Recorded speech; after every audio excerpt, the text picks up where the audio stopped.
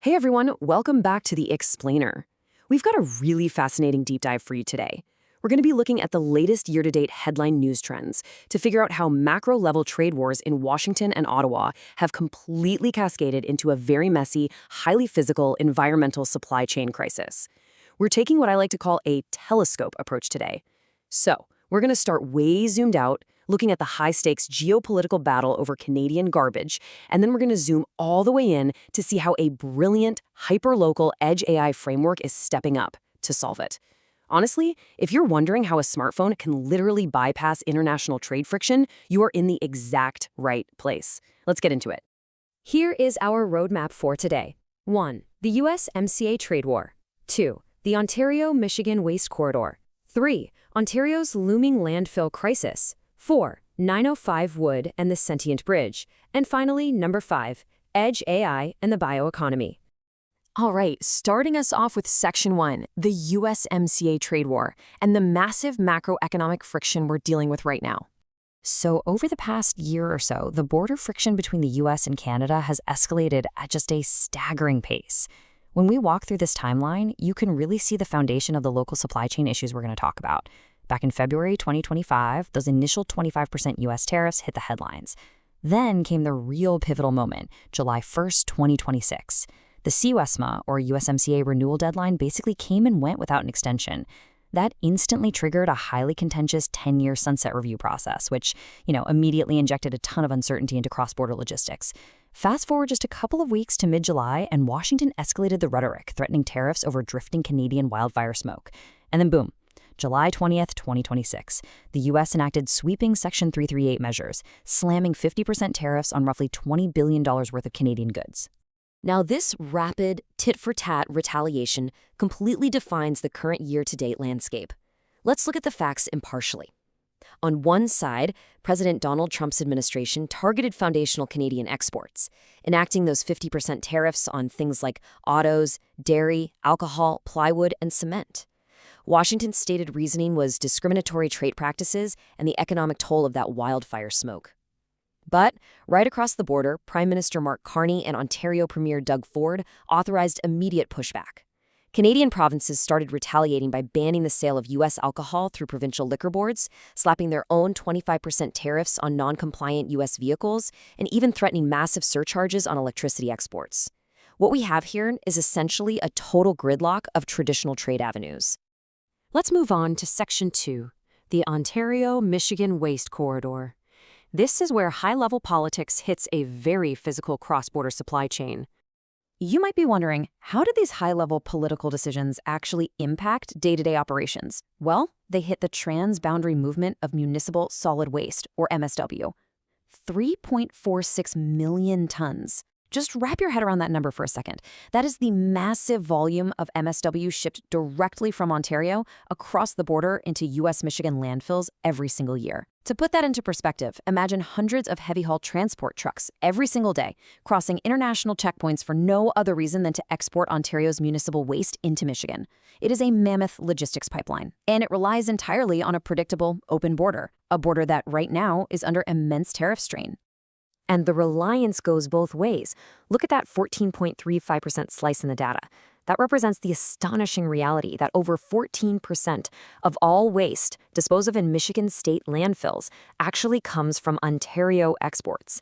This waste corridor isn't just some convenient option for Canada. It's a deeply integrated regional network. Michigan municipalities and private landfill operators rely really heavily on the revenue streams generated by these Canadian imports. It's symbiotic, but it's also highly fragile. Any tariffs, border closures, or retaliatory taxes immediately threaten millions of dollars in municipal revenue on the U.S. side and basic everyday sanitation logistics on the Canadian side. Which brings us to Section 3, Ontario's looming landfill crisis and the severe capacity shortfall they are facing. When geopolitical friction squeezes a system that is this deeply integrated, you get this massive dual squeeze of financial and environmental pain points. The crux of the issue is right here in the economics. Historically, Michigan has charged this incredibly low tipping fee of just 36 cents per ton for waste disposal. But to actively deter out-of-state dumping during this trade friction, Michigan Governor Gretchen Whitmer proposed jacking up that fee to $5 per ton. This sudden astronomical spike completely disrupts decades of established waste disposal economics for Ontario. And when you compare that to the domestic reality up north, it gets worse. Ontario only has 125.61 million tons of approved landfill capacity remaining, with the vast majority of that controlled by just a handful of private operators. The source material really hits the nail on the head here. It bluntly notes, Ontario could run out of landfill space by 2034 without U.S. exports. Think about that. If Washington closes the border to waste, or if extreme USMCA trade war tariffs price out exports entirely, Ontario faces a catastrophic infrastructure crisis. We are talking less than a decade before total depletion.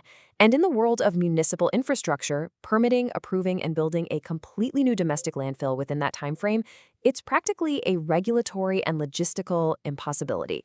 So what do? Well, that takes us to Section 4, 905 Wood, and what they call the sentient bridge. In the face of all this macro-level chaos, local innovation is pretty much the only way to survive. Enter 905 Wood. They are bypassing these geopolitical bottlenecks through something they call a sentient bridge. Basically, this is a digital refinery framework. It's designed to sit perfectly between the messy, chaotic reality of the construction waste industry and the super strict, high-purity requirements of the global circular biocarbon market. By choosing to strictly sort only wood, they've essentially built an AI-powered compliance moat. This digital verification completely shields them from U.S. border volatility, from tariffs, and from Ontario's looming landfill closures. And it directly secures Ontario's industrial leadership in the global circular bioeconomy. Now, the financial stakes driving this innovation are incredibly high. In Ontario, they have something called the Circular Levy. It's specifically designed to force corporate recycling behavior by heavily penalizing mixed waste. As the data shows, that levy escalates the cost for mixed waste toward a punishing $60 per ton by 2036. However, and this is key, if you can decisively prove your load is clean wood, the rate is strictly capped at just $10 per ton. Now, historically, proving a load is purely clean wood right at the chaotic construction site has been nearly impossible without really rigorous, expensive digital verification. The difference between those two levies is quite literally the difference between going bankrupt and absolutely thriving. If you do the math on that spread, it equals a massive savings of $1,034 per 19.15-ton mothership load. To really grasp the operational reality of this, imagine scaling that $1,034 across 905 Wood's entire 50-unit walking floor fleet. We're talking about hundreds of loads moving every single week. This financial advantage doesn't just offset the pain of closed U.S. borders or retaliatory trade tariffs, it actively creates a highly profitable, brand new commodity market out of what used to be a pure liability. All right, let's bring it all home with Section 5, Edge AI and the bioeconomy, and exactly how they are bypassing these bottlenecks. So, how exactly are they securing this bioeconomy leadership on the ground? It all comes down to operationalizing consumer-grade hardware with advanced AI. Let's walk through the 905 Wood digital refinery application workflow. It's an incredibly seamless user experience. Step 1, it starts simply with a request for quote. Then, right at the construction bin, a worker uses a standard Google Pixel 10 Pro smartphone running LightRT AI to do an instant visual classification. This acts as an immediate verification and compliance gate. Finally, the UI and UX seamlessly generate a PDF certificate of origin. This immediate digital gating is revolutionary. It takes a chaotic, physical pile of wood and transforms it into a digitally verified, highly valued, compliant commodity before the truck ever even leaves the job site. And let me tell you, the heavy lifting happening inside this tech stack is just incredible. 905 Wood is utilizing the Google Pixel 10 Pro running Android 16, fully integrated with the LightRT IoT stock and the Gemma 4 E2B model. This hardware-software synergy allows for binary classification right at the edge, meaning on the device itself, no cloud needed in under 500 milliseconds. That is a massive leap forward for this industry. If the model isn't completely confident, a visual fallacy guard kicks in for consensus, strictly enforcing the precautionary principle. Basically, if a load is ambiguous, it is immediately rejected. All of this classification data is then permanently frozen in Vertex ML metadata, ensuring absolute immutability, perfect compliance, and high-purity biocarbon output right at the front gate. So we've seen how macro-level trade wars in Washington over the USMCA and retaliatory tariffs threaten to cripple the entire physical Ontario-Michigan waste corridor.